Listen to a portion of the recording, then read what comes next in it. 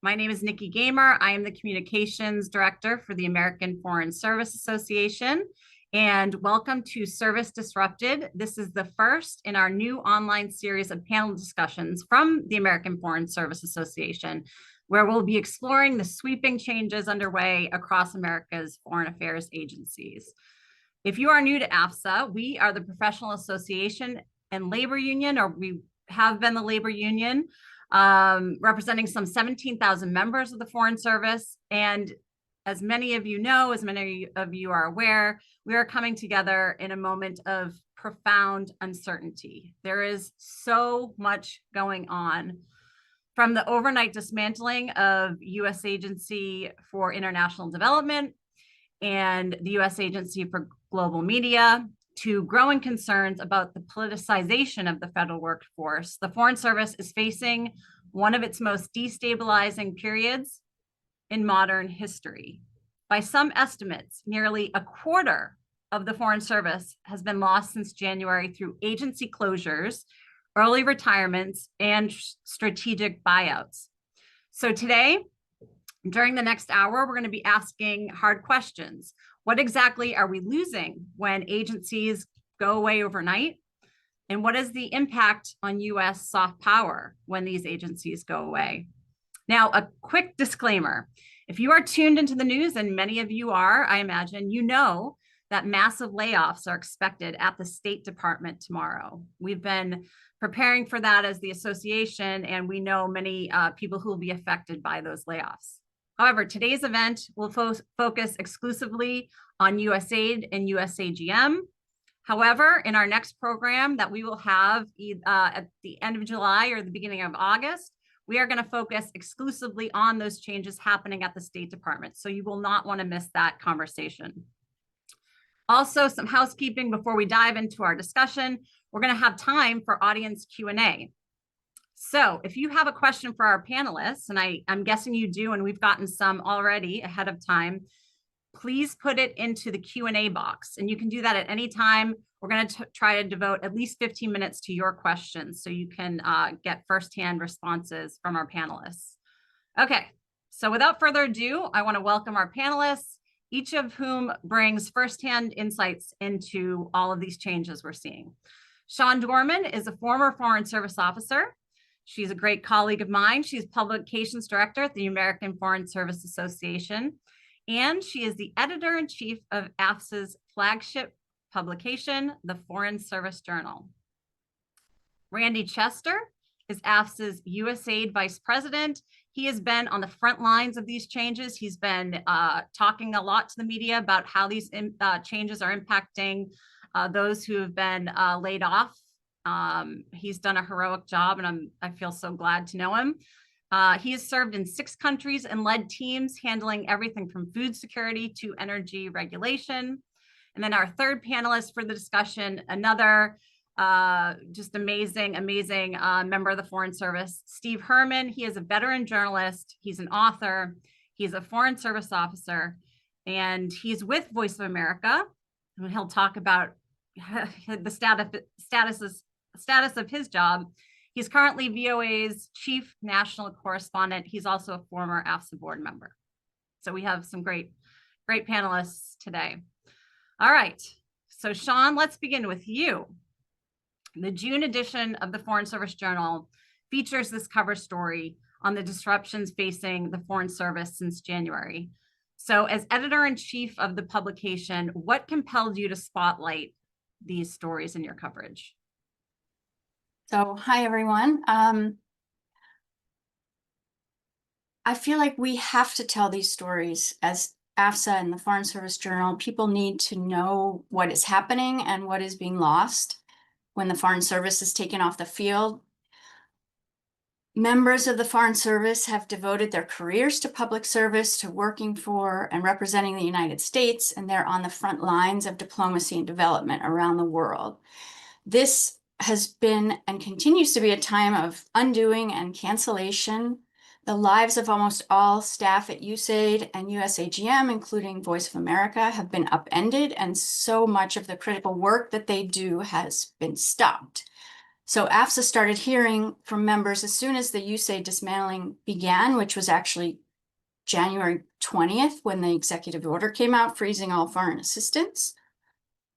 Our members are the ones who were on the ground seeing what was happening and feeling the impact. So the Foreign Service Journal is AFSA's magazine, and we are a resource for members of the Foreign Service and also a platform for them. And we try to tell the story of the Foreign Service and diplomacy and development from an insider's perspective, from those who are there doing the work. And that's what we've been doing for more than 100 years. But this is a singular moment when agencies are being shuttered and people pulled off the job while they're in the middle of doing critical work, and disinformation is rampant. So we wanted to share the stories of our people, and we published a first set of stories in the April-May edition from USAID colleagues. And then when AFSA launched the Service Disrupted campaign in May, we decided to call more attention to the issue and help spread the word by turning the June set of stories into a cover story. We have more stories we'll be publishing in the July-August edition, and we plan to keep publishing the stories of the Foreign Service in every edition. We are trying to be a resource and a home-based publication for the Foreign Service, but we're also a public forum. So we reach many outside of the community, and that includes people in academia, on the Hill, and beyond. And we're always looking for ways to bring the work of the Foreign Service to life for our readers so they can understand what is the value and the role of the Foreign Service. So I think these stories, the Service Disrupted campaign and the stories of what people are going through and the impact doing that, they give a human voice to the work, and they offer a window into what's happening and why it matters. So that's why. And what has, and I know I've talked to you about telling these stories. What has been the most challenging part? Because it has been challenging, and there's a reason. Yes, I would say the most challenging has been the fear factor, the fact that people have actually credible fear of retribution for speaking up and speaking out about what's happening. USAID staff were instructed early on not to speak publicly and not to speak to anyone outside the agency, including the contracting agencies and those are the local groups implementing their programs, doing the work on the ground that was suddenly frozen. So that's the main thing, people having to be afraid to speak. And then a related factor is that there's been so much turmoil and lack of clarity in the mandates that everyone has to worry about their job, and their future prospects. So in that confusion and worry, you get a chilling effect. And then, so what we've done is offered people the chance to tell their stories without attribution. So we have been running most of these anonymously, and we continue to offer that, which is unfortunate that we have to do that, but Yeah, that's where we are.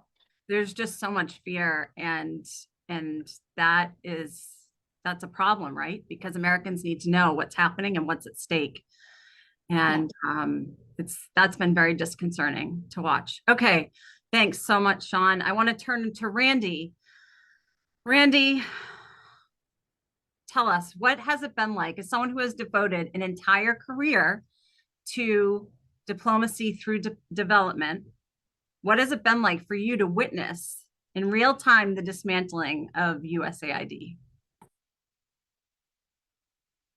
It's been overwhelmingly and devastating to everyone. To me as an individual, I think to all of my colleagues, whether they're Foreign Service Limited, or civil service, our contractors, our Foreign Service national staff. And we often forget about the Foreign Service nationals who make up the majority of USAID employees.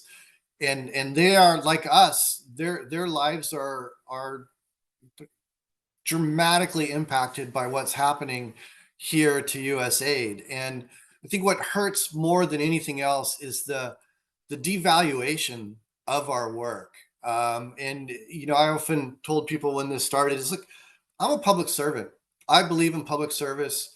There is a reason the US government provides assistance overseas. It's because as Americans, we value supporting people and propping people up and helping people achieve.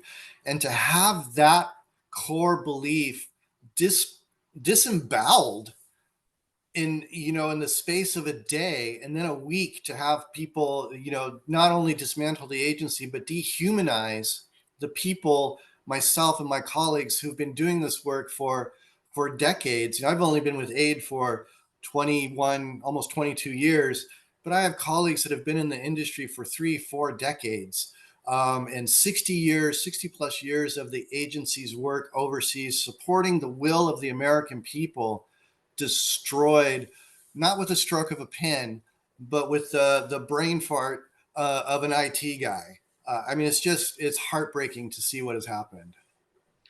And do you want to say anything about the call that we had this morning? We gathered over 300 USAID folks who have lost their job or are losing their jobs. And what struck me was just the expertise we're losing. These are people who have so much expertise in ag and democracy and human rights, and just runs the gamut. Mm-hmm. Yeah, so the call today is really ahead of July 1. July 1 is the first day where USAID employees will be officially let go. We all received our letters months ago. July 1, I believe, is some 60% of staff will by the close of business on July 1 no longer be employed by the US government doing their work. And that expertise loss is going to be generational to replace. It took generations to build up the expertise that the agency has, to build up my expertise, my colleagues' expertise, and whatever that is. That's now lost. So the ability of the US government, if and when it decides to start doing this work again, that talent is moving on. We are no longer going to be available to provide information on how to set up a health system, how to improve an education system, how to improve curricula and have that curricula reach down to the poorest of the poor, to girls in rural schools that are learning to read and seeing a book for the first time. All of that expertise is gone. And the expertise in delivering humanitarian assistance. A lot of our assistance goes to feeding people in dire situations that are facing drought, facing famine, or lack of food due to civil unrest and war. And that is also being lost. It's being saved a little bit, but for every savings they're saying, oh, we're going to keep these people, we're going to feed people in country X, people in country A, B, and C are no longer getting humanitarian assistance support.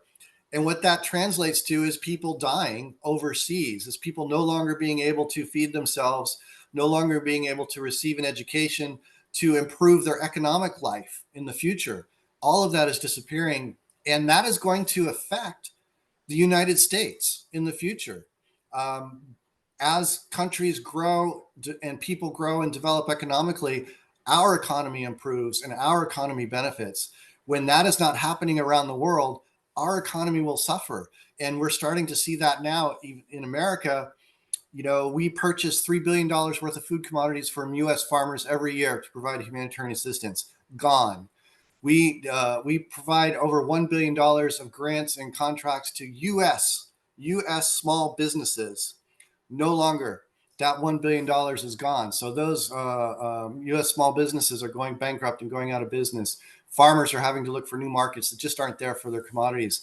The impact it's a global impact.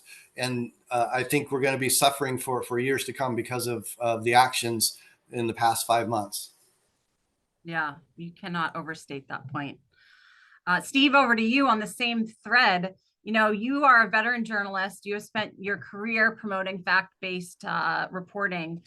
What has it been like for you to watch the dismantling of Voice of America and the U.S. Agency for Global Media? And maybe you can explain, because I think there's less awareness about what the VAOA is. So maybe do a little explaining at the front end. That would be great. Sure, Nikki.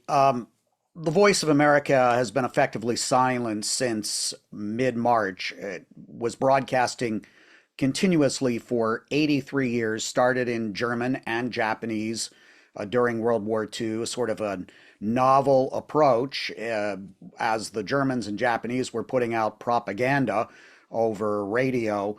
The Voice of America went on the air and said, whether the news is good or bad, we're going to tell you the truth. So from the start, it was not a propaganda service, and it evolved into a multimedia entity, radio, television, online, social media apps in 49 languages with a weekly audience of about 350 million. And on March 15th, that all came to a screeching halt. VOA went off the air with no explanation to the audiences. We had people from the audience in West Africa were trying to contact some of our reporters there, wondering if there had been a coup in the United States because the programming had either gone silent or switched to a music loop. And for those of us who've worked overseas in countries where there have been cues, when the broadcasting all of a sudden went off or went into music, you knew something was terribly wrong. It is something that we could not have imagined. We knew that when the administration came back into power, because they had tried at the end of the first Trump administration with political leadership to weaken or break through what is called our firewall. This is a law passed by Congress that protects the Voice of America from interference from above, even from our parent agency, the U.S. Agency for Global Media, into the journalism. The State Department writes and can put on the air editorials on VOA, but they cannot tell us what to report or what not to report. And that also is true for the rest of the United States government, although the Voice of America, along with the Office of Cuba Broadcasting, are 100% part of the federal government. And then you have these grantees, Radio Free Europe, Radio Liberty, Radio Free Asia, Al Hurra Television in Arabic, that are also administered by this parent agency. So from the middle of, what happened on the bloody Saturday on March 15th, 1,450 people at VOA, these were civil service, foreign service, contractors, were put on paid administrative leave. Since then, the 500 contractors have been cut loose. Their last payday was the end of March. Most of the rest of VOA, the full-timers, civil service, and the foreign service, have received their RIF notices that effective September 1st, they no longer have jobs. Now, you may have read in the news that a small number of people have been called back.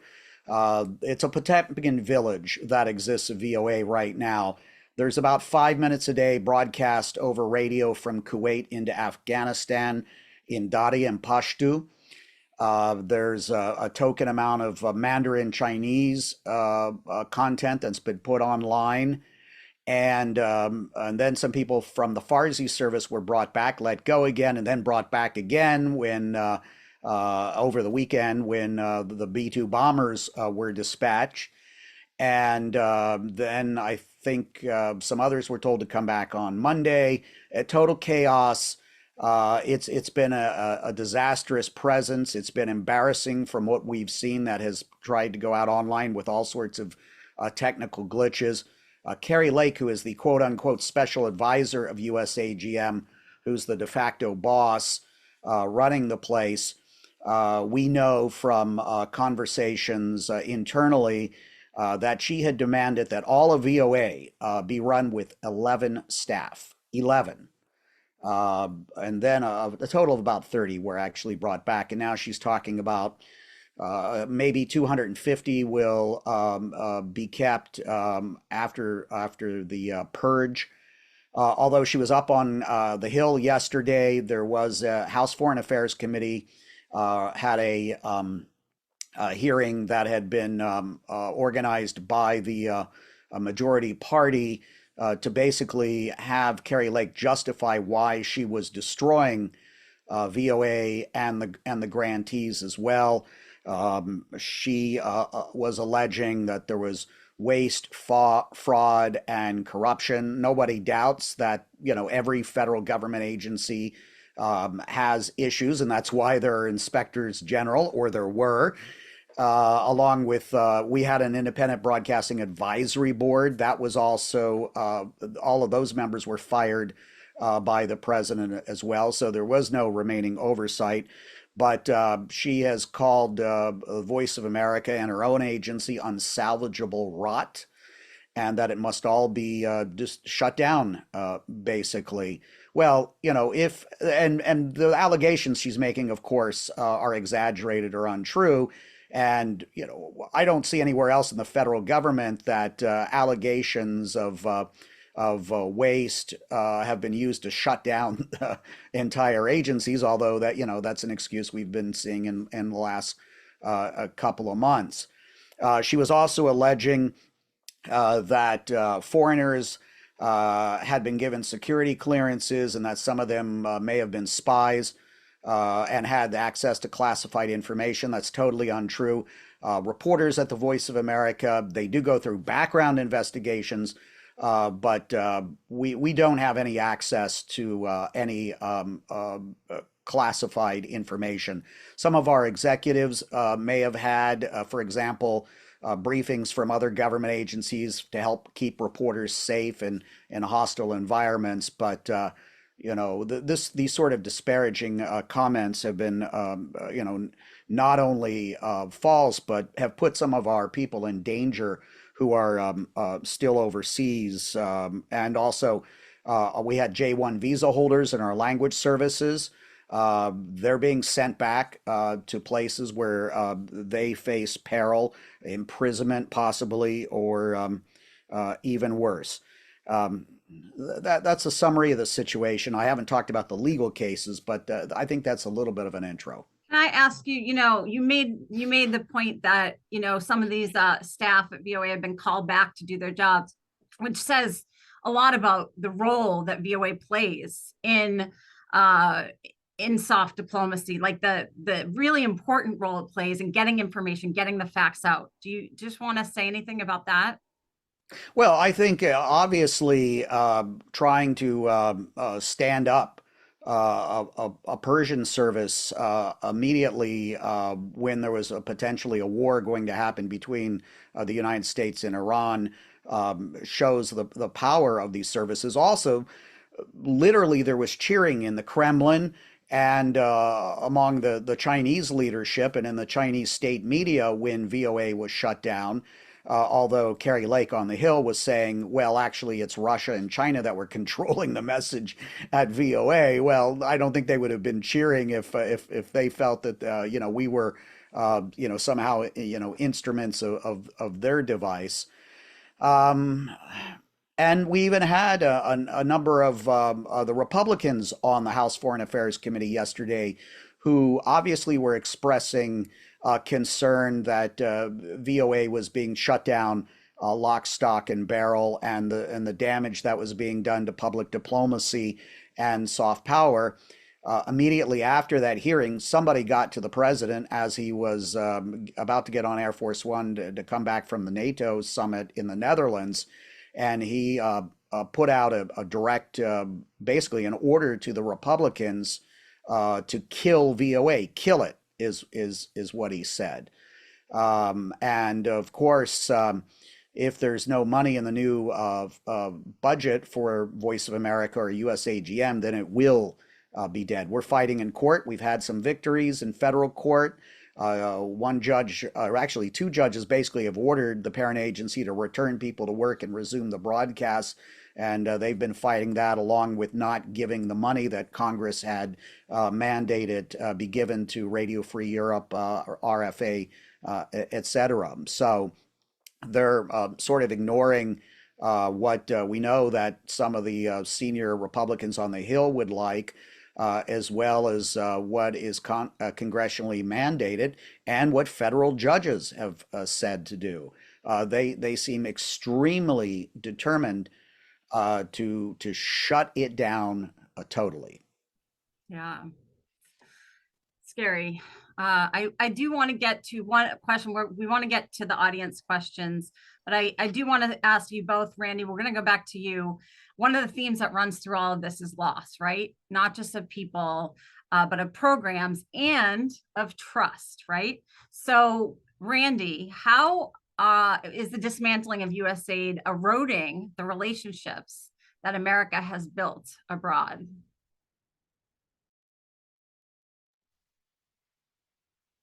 That's part of this generational aspect idea, right? You can't go into a country and start influencing that country to change as when you get off the plane. It takes time to build relationships, not just with the political leadership of the country, but with the people of that country itself. And that comes through time. It comes through, meeting with local leaders, meeting with local government officials, meeting with the people and going out and understanding and learning about their needs, their wants, and what they want to see happen for their country. And then working on a plan together. If you come in and impose something, it's doomed to fail.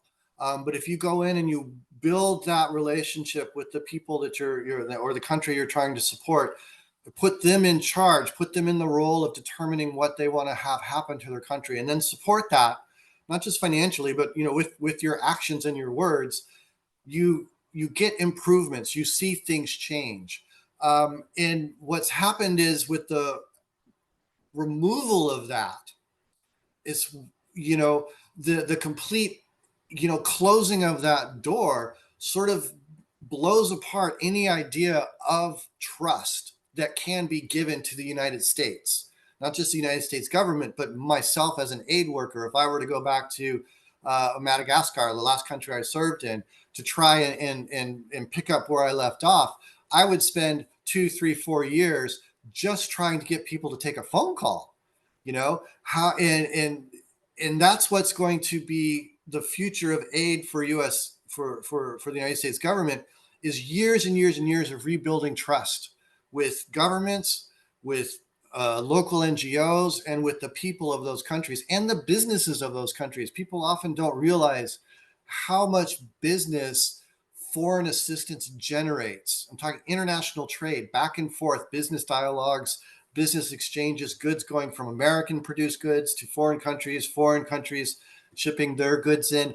That is all now in jeopardy as well, because why would you trust a country that immediately shutters its assistance program and then later compounds all that with talks of retaliatory trade tariffs to prevent even more exchange of ideas and exchange of goods? So it's, even if there's a new administration in 4 or 5 years or 8 or 10 years, our foreign policy has been set back decades. I mean, I would, Steve can correct me if I'm wrong. He probably knows more history on this than I do, but prior to USAID in the 1960s go back even before World War II, what did foreign policy look like? That's where I think we are. This idea of isolationist America, Fortress America, we're going to do what we want through the might of the power of the bullet, does not work. And the soft power is just gone, and it's going to be a long time for that to come back. And these countries, you look at, I had the pleasure of working in Pakistan and Afghanistan and other countries with Muslim majorities. The rhetoric and the anger focused at countries that are others is further just making the gap between the want and desire to work and partner with the United States government and quite frankly with American people. I think rightfully so. I think people should be thinking very cautiously about where they go overseas, because the trust relationship is disappearing rapidly in a lot of countries around the world. Randy, I've been saying that all of these actions have sent America's foreign diplomacy back to the era of the Chester Arthur administration. I mean, to that point, Steve, from the messaging standpoint, from where you sit, what are the biggest losses to that credibility with what's transpired? Well, we're not out there putting any type of messaging, whether it's the messaging of the administration or about American society, American values, which is what Congress mandated us to do. And so, in times of crisis, because we're the ones that people were tuning to when there was upheaval in their own countries, when there was civil unrest or a big natural disaster, or like the COVID, when a plague is spreading and things like that, we've been a reliable source of news and information. Well, someone's going to fill that vacuum. And so far, it appears that vacuum is being filled by the voices of Moscow, the voices from Beijing. Both the Russians, but especially the Chinese, have been putting more and more money into soft power instruments in recent years, such as television, radio, that you can find all over Washington D.C. copies of the China Daily, right? And so it's incalculable, I think. And as Randy said, you don't build these things overnight. The VOA, the trust between us and our audiences was built over many decades. People had a habit of tuning into a VOA TV program in Dari, or a radio newscast in Swahili every day. That's all gone now. So they're going somewhere else, and it's as I think was very well verbalized by members of the House Foreign Affairs Committee yesterday, both Democrats and Republicans, that we've shot ourselves in the foot, and we're giving a victory to our adversaries. Yeah. Oh, uncertain times. Okay, let's turn it over to all of you. We have these great panelists who have this firsthand experience at USAID and VAOA, and we want to give you the chance to ask questions. So Nadia Ruzika, my colleague, has been looking at what's come into the question and answers, and I will turn it over to you, Nadia, to direct those questions. Thanks, Nikki, and thanks, Steve, Randy, and Sean, for that great discussion. Thanks to the audience for your interest and for submitting the questions. There's still time. If you have any more questions, please do put them in the Q&A box. I'll start with a question for Steve and Randy. Obviously, both of you have been very public in your speaking out about what's happening. This question says, thank you for your continued courage to speak out. Have you and your colleagues received any warnings or blowbacks from the administration for your resistance? And Steve, I think I'll start with you. Okay, yeah, I've got a bit of history. So I was a whistleblower at the end of the first Trump administration, when the political appointees tried to rip through our firewall and muzzle our journalism. And I was actually put on paid administrative leave 2 weeks before all my other colleagues, because VOA leadership, which at the time there was no political leadership, were engaged in a bit of anticipatory obedience. They also removed my successor as White House bureau chief, Patsy Widakuswara, from her post. She had had a tussle with Mike Pompeo, who was Secretary of State at the time during the end of the Trump administration, the first Trump administration. Ironically, I was suspended as a result of a senior administration official accusing me of treason on Twitter X, Richard Grinnell, who some of you may have heard of, as a result of a post. It was I was tweeting or posting about what was happening at USAID, actually. And I had put up a quote from the CEO of Democracy Forward, talking about how dangerous the destruction of USAID would be for America's national security. And so I was basically suspended because of my social media activity. And from that point on, I felt I had nothing to lose. And especially, it was one thing if they wanted to get rid of me, fine. The Voice of America would have survived and without any particular individual. But when everybody else got put on leave in the middle of March, then I went into full gear. And I've been on 60 Minutes. I've been on MSNBC several times. Fox News approached me. I'd love to talk about this on their air. So I've been willing to talk to just about any reporter on the record. Although technically, for the next 4 days, I'm at least 4 days. I'm still a Foreign Service officer. I've tried to put in my papers to retire. I have no acknowledgement yet. I've been talking to some of the very helpful AFSA counsel and retirement staff about that.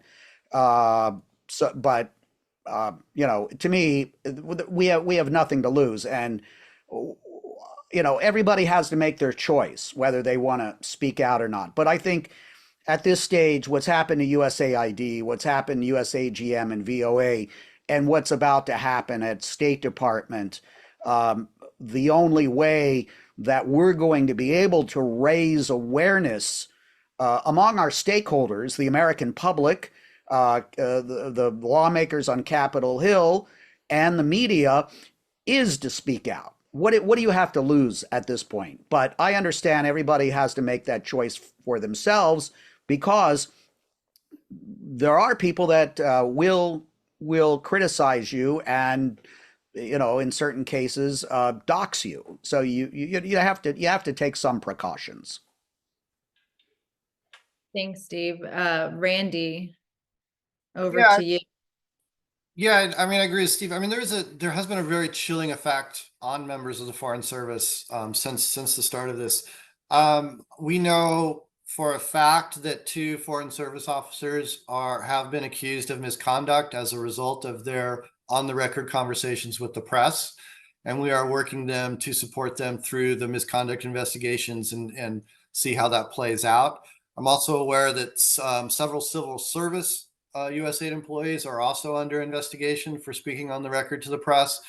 And I've been told that the agency is actively trying to uncover our Jane and John Does that are part of our lawsuit against the agency. So we have some, 35 plus Jane and John Does who provided affidavits and sworn testimony as part of our lawsuit. And I've been told that the agency is actively trying to uncover who they are so they can go after, presumably, I don't know what they would charge them with, whatever form of misconduct they want to charge them with. But, as AFSA, we would advocate and defend them.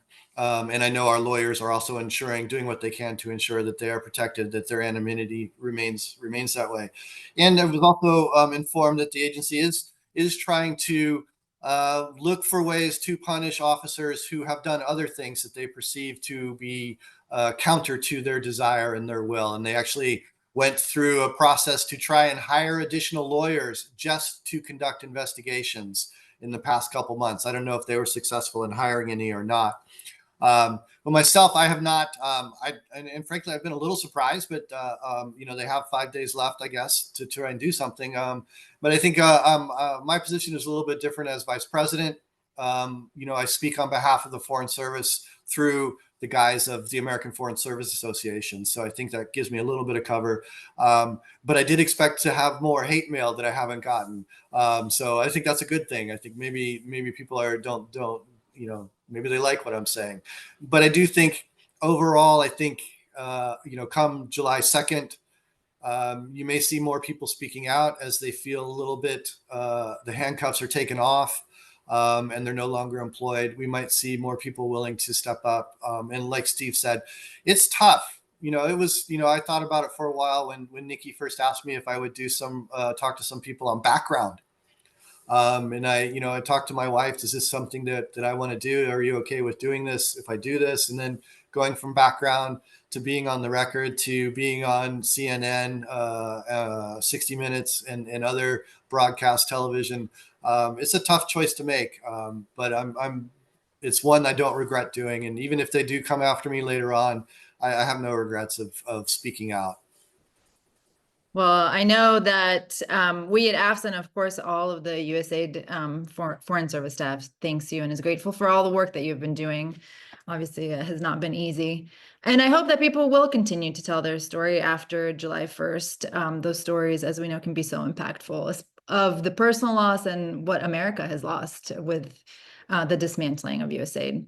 I'm going to stay with you, Randy, because there are a lot of questions about what happens next with USAID, both in the short and the long term. Obviously, you don't have a magic ball. You don't know what's going to happen in the long term, but maybe you can tell us some of your thoughts. First, in the short term, what's happening now? Are people being folded into the State Department? Are other agencies filling the gap? What's happening? Yeah, so the State Department has been trying to hire staff, USAID, Foreign Service Limited, and others to take on the Herculean effort that they now face, which is doing our job.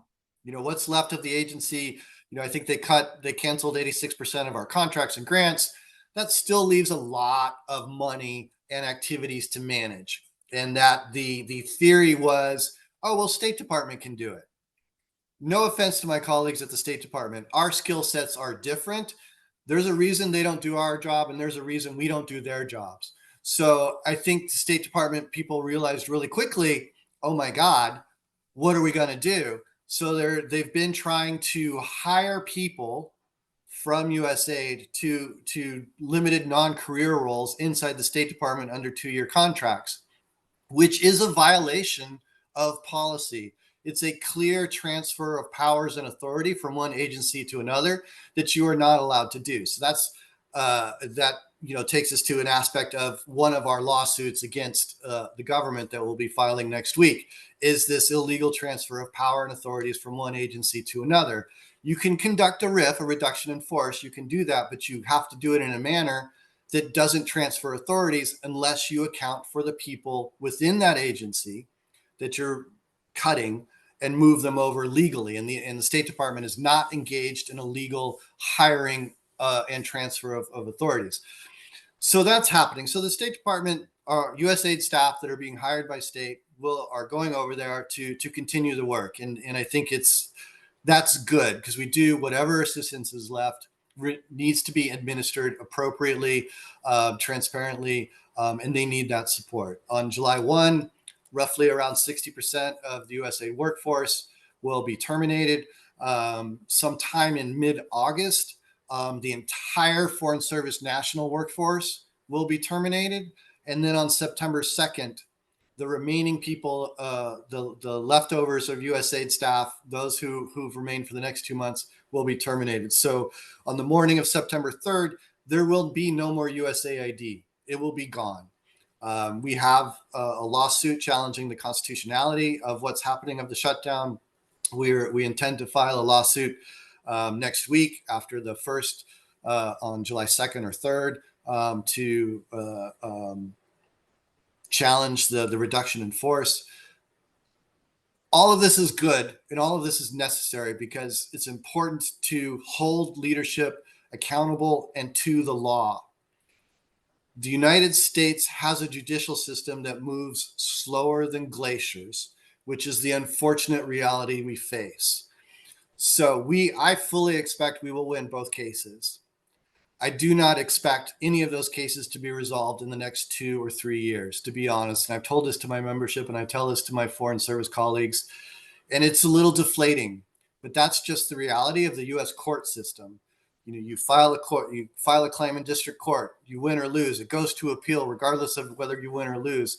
You lose on appeal, you try and take it even further. We expect the agency and the U.S. government to challenge every time we win, just like they have been with all the other cases going on. They lose, they appeal, and that's going to continue. What we look like when we win, it's hard to say. I think that will depend on who who's in the administration. So if this is under the current administration, I would expect that they will just do whatever they can to not do anything, to follow what the courts rule. If it's a new administration, we'll have to see what happens. Do they make an effort to start a new agency? Do they hire people back? We just don't know. But the fight is worth fighting because we have to hold leadership accountable to the law. Congress passes laws for a reason. We have 3 co-equal branches of government, and it's time the United States returned to that idea of 3 co-equal branches. We do not have an executive branch that dictates the rule of law. That's up to the Congress and the judiciary, and we need those two branches to step up and do their jobs. And right now, both Congress and the judiciary are falling behind. You mentioned, just one more follow-up for you, the devastating impact of the closure of these programs and the closure of USAID on the ground. Who, if anyone, is filling the space that USAID, the vacuum that USAID has left behind? Yes, it's just like Steve said, China. Yeah. I mean, China's coming in. They were always there in the background. I spent a lot of my career in East and Southern Africa, as well as South Asia. And China was always there doing deals and trying to provide an alternative to USAID or US government support. And now without the US government there, it's so much easier for them to get that meeting. It's so much easier for them to make that deal. And China's deals are transactional. China goes in and says, we want to mine this area of the country. You let us do that, we'll give you X. And what they're giving is dollars to a government. They're not giving support to girls. They're not giving support to improved healthcare systems or support to HIV patients so we can stop the spread of HIV around Africa or prevent the spread of Ebola. That's not what they're interested in. They're interested in extraction and export out back to China. They don't import anything in to a country other than cheap Chinese goods. They export back, and they are the deals they're making in Africa, the deals they're making in South Asia without our presence. That's another thing, and I think our colleagues at the Foreign Commercial Service could probably talk about that a lot more. But that's going to hurt American businesses for a long time to come. I certainly think these decisions will haunt us for many years to come.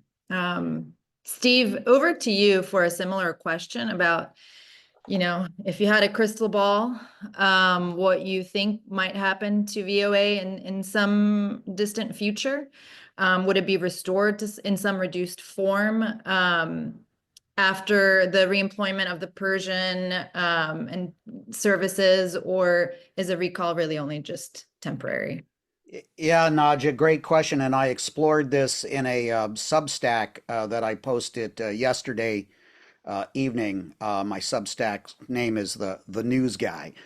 And what I said is, with the president's diktat yesterday, and the fact I'm just getting word that Carolyn Levitt at the White House briefing was just asked about this, and is basically saying they'll look at, Congress needs to do it, but they'll look at whatever executive action they can take to get rid of waste, fraud, and abuse in programs.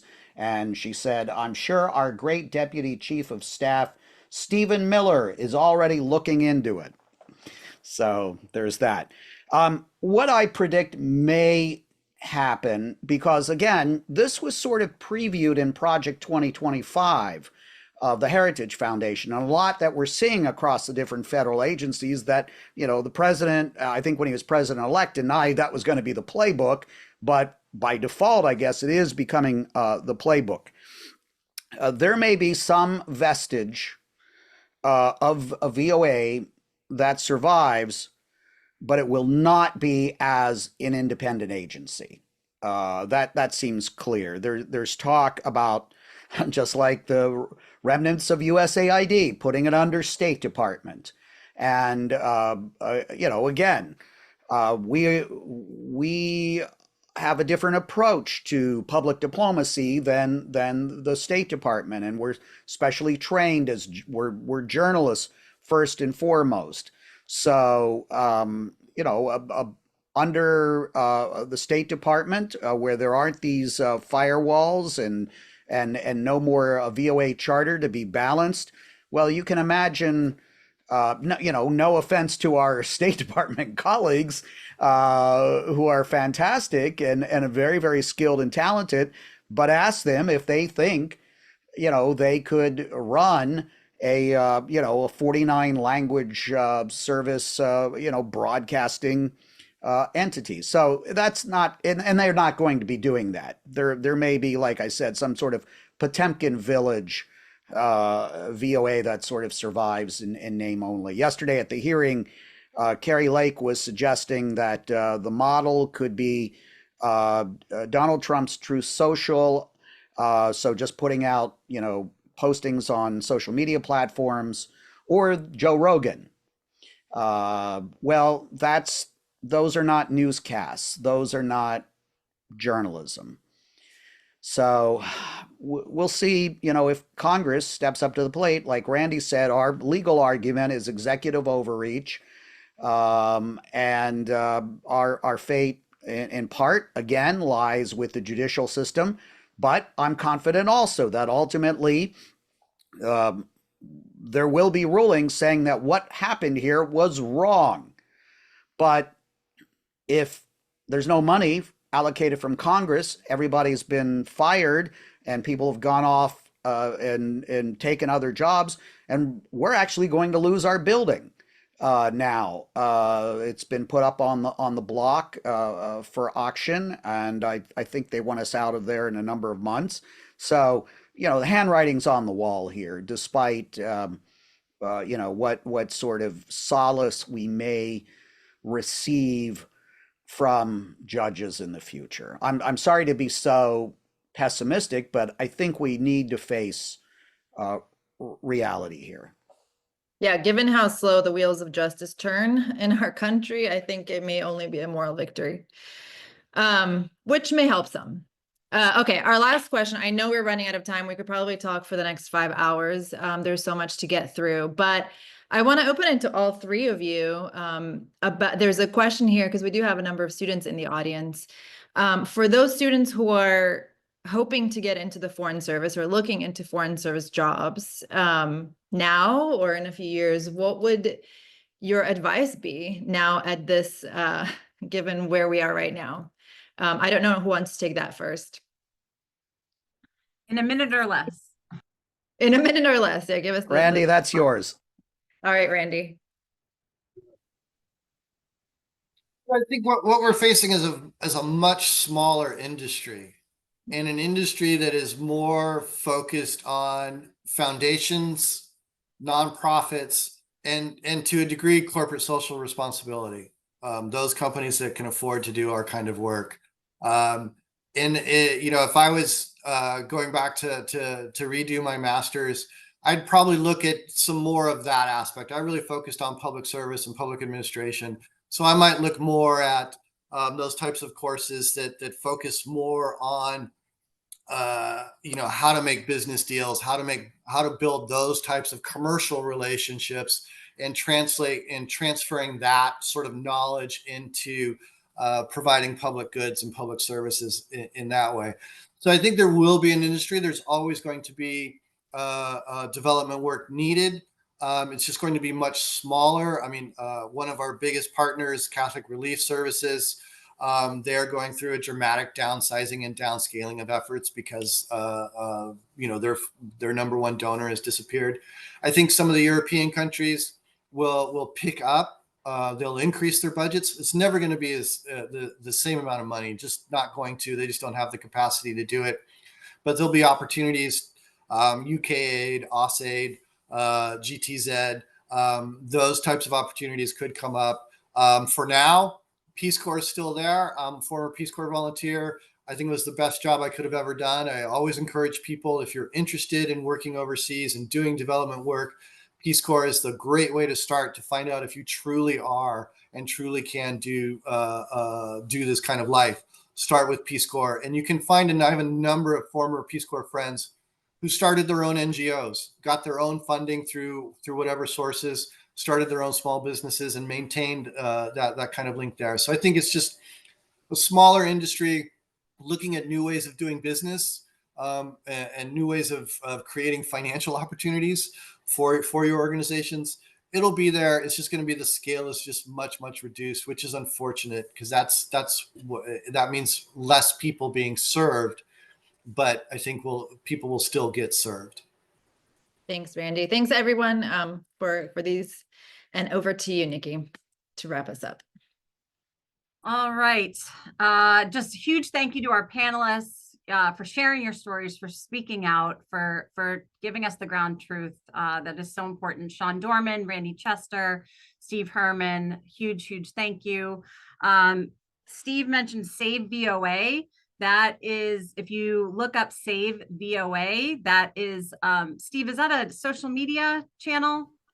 There's a little bit of everything. It's a ad hoc grassroots group of VOA staffers, savevoa.com. It's on Twitter, Blue Sky. The Facebook page just got suspended for violating community standards. Maybe it's back hopefully later today. But yeah, check that out, savevoa.com for all the info.